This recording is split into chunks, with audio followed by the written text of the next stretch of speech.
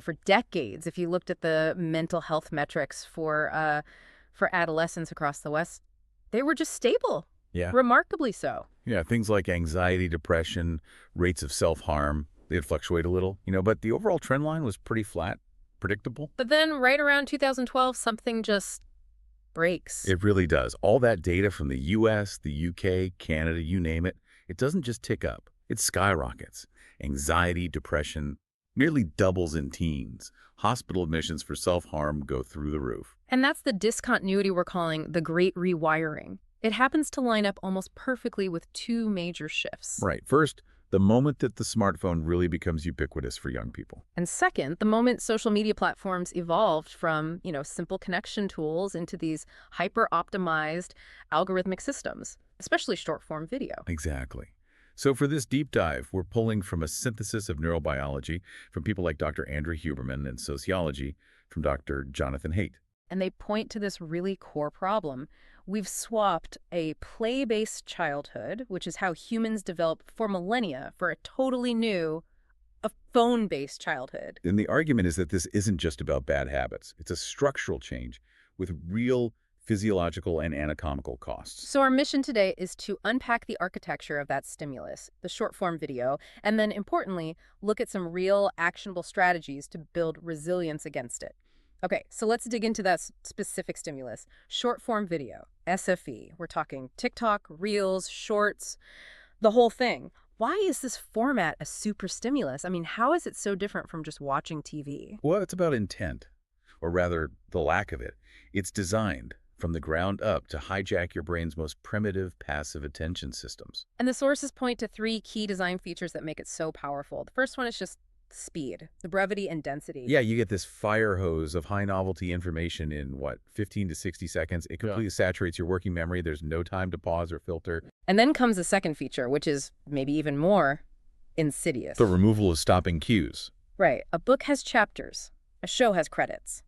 The infinite scroll has nothing.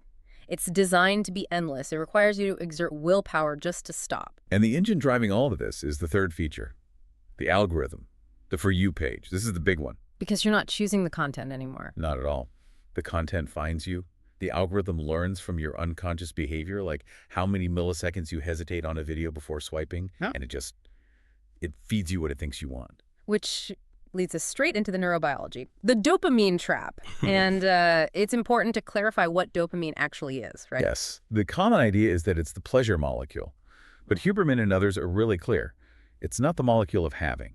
It's the molecule of wanting, of motivation, of craving. It's the pursuit. Okay, so how does this feed architecture exploit that pursuit system? It uses a mechanism called reward prediction error, RPE.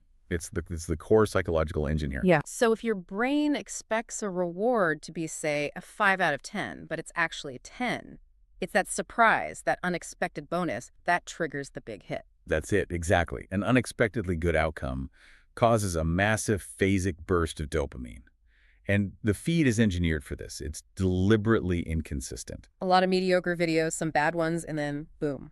The algorithm delivers that one perfect jackpot video. Right, so it's precisely like a slot machine. Because you never know when the jackpot is coming, your system stays in the state of hypervigilance. The uncertainty is what keeps you hooked. But there's a cost to that high. A huge cost. What goes up must come down. That big spike is always followed by a drop, a dopamine trough. And it doesn't just go back to normal. It drops below your baseline. And that feeling is, I think we all know it, it's that agitation, that restlessness, that vague boredom you feel when you finally look up from your phone. So you're not swiping to feel good anymore. That's positive reinforcement. You're swiping to stop feeling bad. That's negative reinforcement. You're just trying to escape that trough. It's a vicious cycle. And it creates this even bigger problem.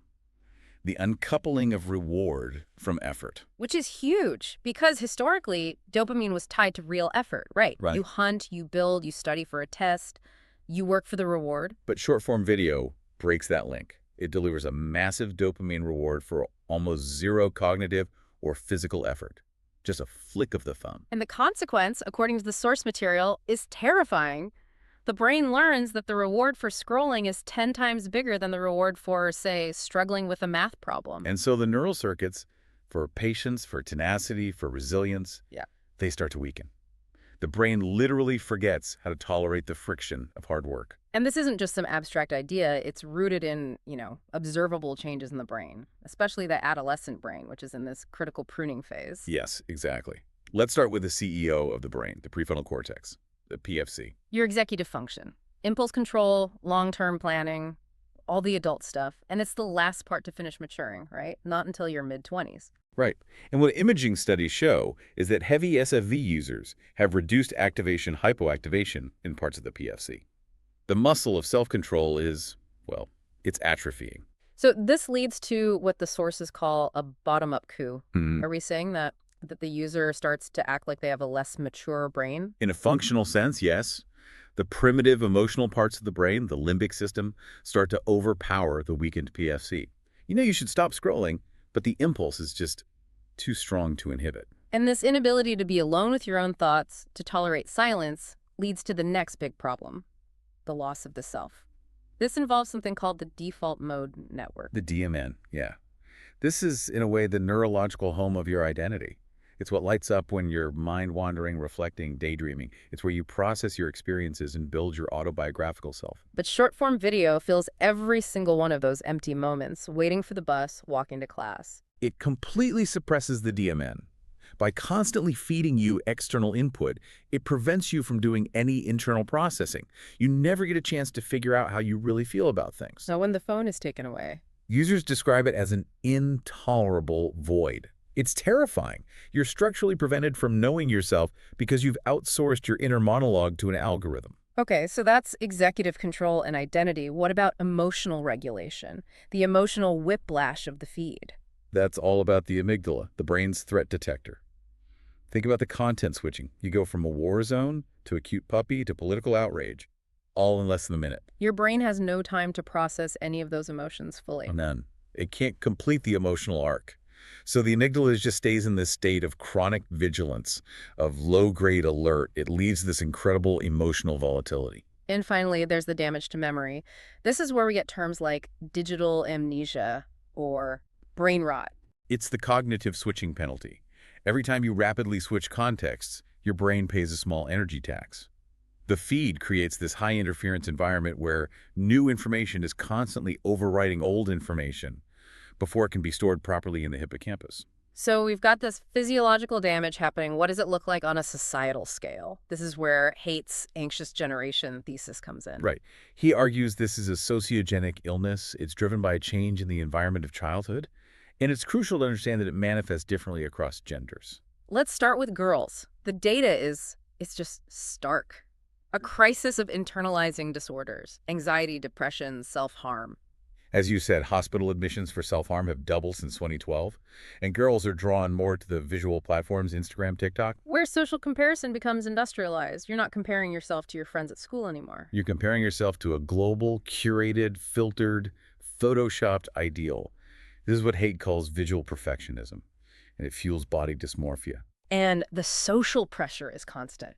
Relational aggression, bullying, exclusion. It's not a 9 to 3 thing anymore. It's 24/7. So they're always hyper-vigilant, always tethered to the device. It's an anxiety loop. For boys, though, the sources say it looks different, more like withdrawal, externalizing behavior. Yeah, they're more prone to immersive gaming and pornography, these incredibly potent super stimuli for status and novelty.